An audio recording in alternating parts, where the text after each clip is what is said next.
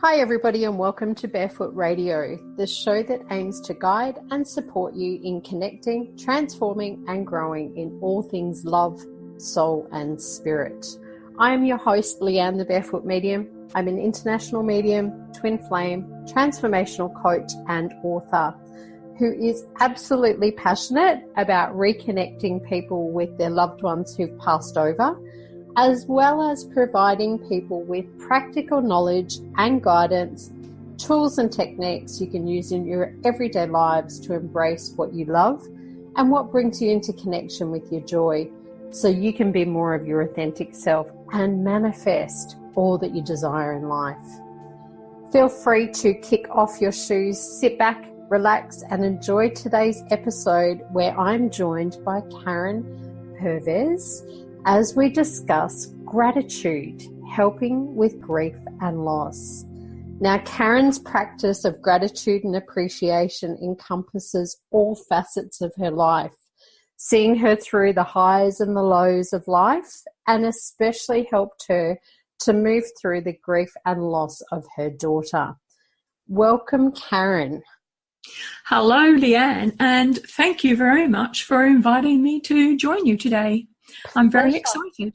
Tell listeners, if you can, a little bit about your story, about your journey, and how you're doing what you're doing today. Okay. Well, it goes back 20 years. I'm not going to give you a blow-by-blow account of 20 years, don't worry. But I first, so in the beginning, I'd had this great plan, right, that I was really unhappy with my marriage, so I needed to move out of that. And I had this great job, and so I found an apartment near my kids' school. Everything was going to be okay. Best laid plans. That's all I've got to say. Best laid plans. You know, when we make big changes in our life, we sort of create the pillars from which they're going to support us. I always think about the pillars like a milking chair. You know, the little stool that's got 3 legs. And of course you need all 3 legs, because if one disappears, it's really difficult to carry on. So not only did I make this big move, but then 6 weeks later I was voted off the board of my fabulous job. I was on 2 legs. Wow. And there I wobbled for quite some time until really the burden of carrying my weight on these 2 pillars was too much. I became homeless. And even that has a little twist to it, you know, that I tried to safeguard myself all the way through. And I didn't even know that you could become homeless so easily. And it was with homelessness that I thought, I've really got to do something different. So everything that I've done so far, all my attitude, my beliefs have got me to where I am today. And that was in 1999. And so that's when I really searched for doing something different. And at that time, there were lots of new age bookshops and things like that. And that's where I found a book on gratitude. And I took it home because I thought, this looks good. And that's where I was introduced to gratitude. So, and this goes with the theme of loss and grief, because when you're homeless, you've actually lost your station in life. You haven't just lost your home, you know, a roof over your head, but it's all the other norms that you had and that you have when you have a roof, like you have an address. Somehow you're bona fide when you have an address, you know, you can't get a job without an address. You can't actually have a bank account, open up a bank account without an address. There are lots of things that then become closed to you when you don't have an address. And, you know, and I'd seen homeless people, and I thought, oh, you know, homeless people are only people who, you know, have got major problems. But actually I found that, and by doing the research afterwards, after I'd recovered, that most people are only 2 paychecks away from being homeless. Yeah. And, you know, there by the grace of God, and I'm not particularly religious, but, you know, providence is there that saves most people from that fate. So, and the thing is, I didn't even know, when I was homeless, I didn't even know how I was feeling was grief. It was just such a horrible, dark, desolate feeling. It was like walking through a swamp when all the fog and mist was coming, and it was cold and damp. And, and you put your toe there and you thought, whoa, I don't want to be there anymore. And so that experience really took me a long time to process. But in the meantime, I'd had started gratitude. And I started gratitude the same way I think everyone else starts gratitude. You think, oh, wow, this is a really good idea. And you start it and you do your gratitude journal and you write up your 5 a day or your 10 a day or your 3 a day. And you think, oh, wow, this is great. And your life starts picking up and everything starts going well. And you go, finished with that now. Don't need any more gratitude journal. I'm okay. I'm sorted. And then time goes on and things don't quite work out. And you think, what was I doing last year when everything was going so well? Oh, I'll dig out my gratitude journal and I'll start my gratitude journal again. And that went on for quite some time until I realized that actually there has to be a better way than this topsy-turvy, highs and lows, and, really I think that's also about human nature. We think that everything's in a box. We think we can compartmentalize things when really there is a thread going through our life. And by making gratitude my thread, life has actually become more full.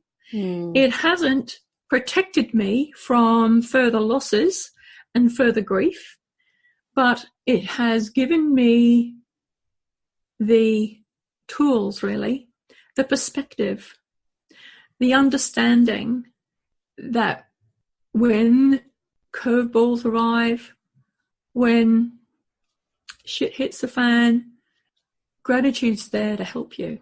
And that's really what's been my saving grace, really all the way through my life. Yeah. I just want to pick up on, you've shared quite a bit in there that I'd like to pick up on and go, okay, we talk about making big plans and having changes that we experience in life. And, I'm sure people who are listening will relate to every time you go through big changes or you're making plans to where it is you want to go, whether it's with career or love, relationships, family, home, like you're talking about, then big changes or big forward movements are often preceded by big ways of letting go. And there may, in amongst that, be losses, whether it's friendships, businesses, finances, jobs, or even, like you said, homes. And I think it's really important that when we talk grief and loss, we often think about that in terms of a loved one dying or passing. And it doesn't just relate to that. So I really love how you bring that in. And, the wobbly moments and allowing yourself to go, okay, I'm experiencing a wobble or I'm experiencing big change or big letting go, and having that attitude of gratitude, because whether we know it or not, the traumatic experiences or the big changes or the big losses are for our greatest and highest good. And they are to get us to where we want to go, because from a spiritual perspective, our soul knows our plan. And we as humans tend to hold on to things that no longer fit with that plan. So I love how you talk about I had big plans. So did your soul. Yes, that's right. And, and then when my daughter died 5 years ago, and that was a sudden death. So she didn't commit suicide. It was just a sudden death. And that was also part of the plan, and obviously not my plan, but it was all part of the plan, because we were very strong. I would always regard us as soulmates, and I realize now that I would never have done what I've done so far, like in the last 5 years, had she have been alive, because we would have had it would have been completely different. Yeah. And I've always thought, and this is gratitude. This is gratitude in action, in that I'm not grateful for her death. Don't get me wrong. I'm not grateful she died. However, I am grateful for the generosity that she showed, having left early, or early in like human terms. She was 22, and because she gave in life as well as in death. So her leaving was actually a really generous act to me, because it enabled me to use the grief to transform myself. And a lot of people don't realize that grief is actually transformational. It's not a burden. A lot of people think about grief as having to carry this burden on your back forever, through this lifetime. And actually I really, really want to tell as many people as possible, like, grief is not a burden. It's a transformation. If only we're open to that transformation. And, while we're having a burden, we're not letting that person go. We're not doing, like, they've gone. And if you're close to them, they're likely to be helping you with with your next phase of this life. And if you hold on to the burden, you can't be living the life the way it could be. Yeah. And I love how you explain that, and it's really timely that we do this topic, because I've just finished writing a chapter in my next book on grief and loss, with relation to mediumship in particular, and connecting with past over loved ones, and explaining that grief is transformational.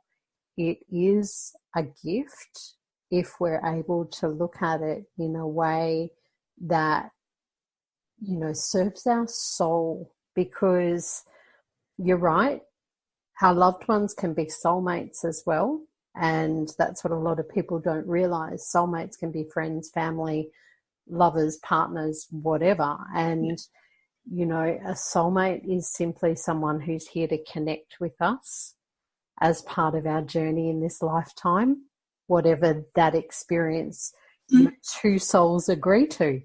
And that's what it is. It's two souls coming together to connect, learn, grow, and experience things together. Now, that can be a beautiful, loving experience or a challenging experience for some. It depends. And when a soul leaves this physical earth and passes, I believe they go to, it's like another world, another realm, another suburb, if you like, another home, whatever you want to call it, whether you call that heaven or whatever your belief systems are. And while there's a leaving or a loss from the physical, there's a reunion and a welcoming home on the other side. And I love how you say about, not being grateful for her death, being grateful for the experiences it's now allowed you to step into, is where that gift comes in. And, I've had many loved ones pass in my life, and one that really stands out for me that got me to step into my work as a medium is a dear friend who was 28, and he passed suddenly in a car accident, very sudden. And he was the first person that I remember as an adult, because I'd blocked all of my gifts as a child, the first spirit person who'd come to me and talked to me and said, right, it's time. And that was his gift to me, was stepping into my work, into my purpose. And that, I feel like, is part of the gift that your daughter's given you, is stepping into your purpose. Yes, very much so. So it's not that, I also feel that, that there's society puts an urgency on us delivering our purpose, right? And if you haven't done it by 35, what the have you been doing? Yep. And I even notice it now with in some Facebook groups. What are you doing? Aren't you retired? Why aren't you? And I look at life as this is my life, and I've got another 40 years to go yet. I've got a whole new career. I've got a whole career. So if we sort of think about, the old way of thinking about it, that we're children, we go to university, or we finish our education at, say, 22, we start work at 22 and go to 65. That's a 40-year lifespan. Well, I've still got a 40-year lifespan. Yeah. So I've got a whole new career, a whole new life to actually, and I don't see myself at 62 as being over the hill. Yeah. Just like, when my mother was 40, there are all these cards saying, oh, you're over the hill now. Yeah. That doesn't happen anymore. No. And that's part of what really I think what I bring now is to show people that at 62 you can be starting on something completely new. Yeah. And life is in fact, I think life is more exciting now than it was when I was 22 or 42. I have a lot more confidence. I've been around the block. I went around the block at 22. I went around the block at 42. Now the blocks are very different. Yeah. The people I attract in my life are very different. How I respond to people is very different. So talk to me, Karen, a little bit about the practice of gratitude, and, giving our listeners a little bit of some tips on how they can bring gratitude and appreciation into their everyday life and how that works. Okay. So one of the things that I know, I've had clients with creating a gratitude practice, and I know one of the things that they struggle with is new day, blank page. And they've already done the kids, the family, the health, the whatever, the previous day.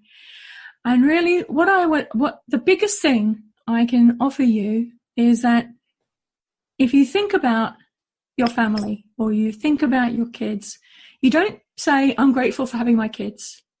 What you do is you pick a child or whatever it is, let's say someone special in your life, because everyone will have someone special, regardless of whether it's a child, a grown-up child, a partner, a friend. Everyone will have someone special. And you put them in your mind's eye, and you go, okay, what is it about that person that makes them special to me? And then you can write down what you're grateful for. So these can be, the way they hold their head, the way they nod when they listen to you, the way they smile when you tell a joke, even though your jokes aren't that great. It's the fact they always dress elegantly, or however they dress. Really break it down, because, and this is what I say, is that the extraordinary is always in the ordinary. Yeah. And it's how we see the ordinary that makes life extraordinary. Yeah. So, I've written the book Gratitude Prompts, and it's got 65 topics, and we go in and look at different topics. I talk about teeth. I mean, how many times have you even thought about being grateful for your teeth? And yet, you can spend you can easily create 10 things to be grateful for your teeth. And I love that gratitude does just come back to those basic everyday things, doesn't it? Yeah, because we're so abundant. And that's the same as, putting your loved one in your mind's eye and breaking it all down. And that's what gratitude, that's when you're and it's not just having a attitude of gratitude, that's earlier on, but when gratitude becomes integral to your life, you see everything as being abundant. Everything you look at is abundance. The plants that you see, the fact that I've got an office, that's a demonstration to me of my abundance. I'm not sitting in a field. No, and I know that, coming back to what we first talked about was big changes, and when you're going through challenging times in life, it can be for listeners, and I know in the past I've been in the same space where it's like, okay, get into that mindset of gratitude and, lift yourself above the challenges and the problems that are going on. And, you have to be authentic with where you are as well. And for me, it's not about just going into a practice of I'm grateful for this and that and rattling them off if you don't feel it. And if you need to come back to things like the basics of I'm grateful for the air I'm breathing to get you there, then start with that. Because it can be challenging for some people to get to that space. So for 2 years, I took sunrise photos every morning. Mm-hmm. And that was really my gratitude practice, because it would invoke the feelings of connection with nature, with feeling abundant, and it helped with the processing of or the healing of me becoming whole. And that was 2 years. And that was important to me. That was really the only way that I maintained a real connection with nature. Well, I'm a nature person, so I'm an earthbound spiritual person. So I'm fed very much from nature, and its trees, and it's all about nature, not necessarily animals, but, fauna. Whatever gets you into a space where you can feel the gratitude with, if you've lost a loved one, it can be a really challenging experience or if you've become homeless, and I'm sure that's how you stepped into that space.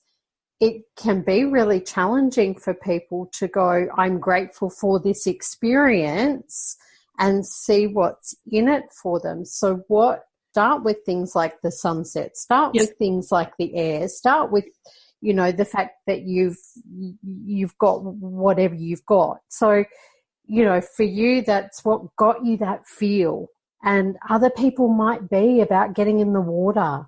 I'm grateful for the ocean. I'm grateful for, the cup of coffee that I got made for me this morning. I'm grateful for whatever gets you to the feel of gratitude.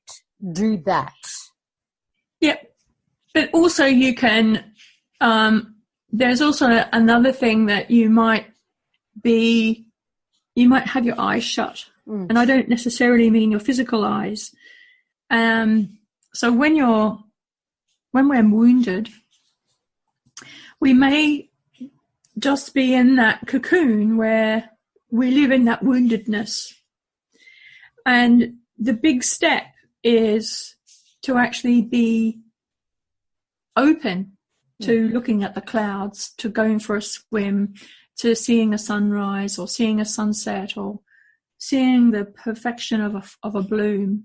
Exactly. And those are the little tiny things. If you're really in big in grief at the moment, if you can take yourself to a botanical garden or a municipal park where they have flowers and trees, and just be and see, right? You don't put any pressure on you. Just go, be, and see. Yeah. And in the book, I talk about stop, see, and savor. And that's really all you need to do is to stop. And stop the ticker tape stuff about whatever's going on in your head about the grief. It depends on how your loved one dies as to what the inner chatter is. And if someone actually commits suicide, there could be a lot of if only, if only, if only. Actually, just let it go, because you couldn't. It's happened. It's in the past now.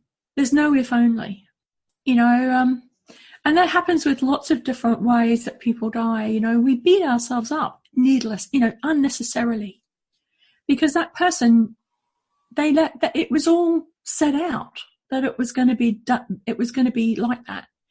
And it's for us to find the strength. And that strength is usually stopping, seeing, and savoring. And just giving yourself a break.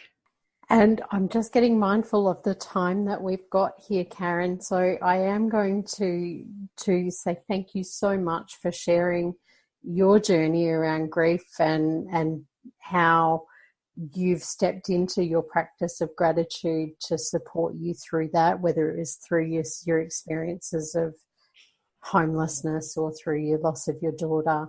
And I hope that listeners have gained some valuable insights and knowledge and some practical tools that you can move forward with I hope so too. Support you in moving through some challenging times and transforming your experiences. Karen, can you just share briefly with people where they can connect to you if they'd like further information? Okay, so you can find me on Facebook with Karen Purves. Live Abundantly with Gratitude. That's the Facebook page with just my name. If you type in my name, abundance, gratitude's everywhere with me. Or you could look on Instagram with the handle Karen Purves, right? LinkedIn, I'm Karen Purves. Twitter, I'm Karen Purves. Facebook, I'm Karen Purves. And that's Purves. So thank you so much for that. And for those of you listening who'd like to connect with me further, please jump on my website, thebarefootmedium.com.au, or you can connect with me on Facebook as well, Leanne, the Barefoot Medium, or on Instagram, the Barefoot Medium. And I thank you all so much for joining me on this episode of Barefoot Radio, and I hope you have gained some valuable insights to support you in connecting, transforming and growing in all things love, soul and spirit in your everyday life.